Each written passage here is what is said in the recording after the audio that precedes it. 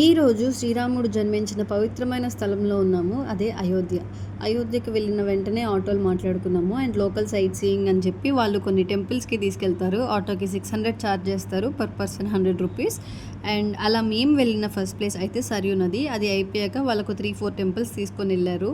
And last Ram మందిర్కి తీసుకెళ్తారు. నాకేమనిపించిందంటే వాళ్ళు చెప్పింది కన్నా మనం ప్లాన్ చేసుకొని వెళ్ళడం చాలా better.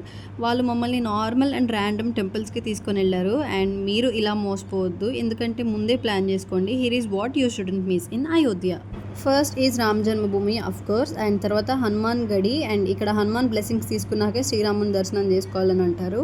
And next is Kanak Bhavan. ఈ టెంపుల్ చాలా బ్యూటిఫుల్గా ఉంటుంది. ఆ తర్వాత నాగేశ్వర్నాథ్ టెంపుల్, ఇది చాలా ఓల్డ్ శివాలయం. అండ్ లాస్ట్ వచ్చేసి దశరథ్ మహల్, శ్రీరాముడు చైల్డ్హుడ్ గడిపిన ప్లేస్ అనమాట. And also don't miss Sarayu ghat. వీలైతే ఈవినింగ్ హారతి మిస్ అవ్వకండి.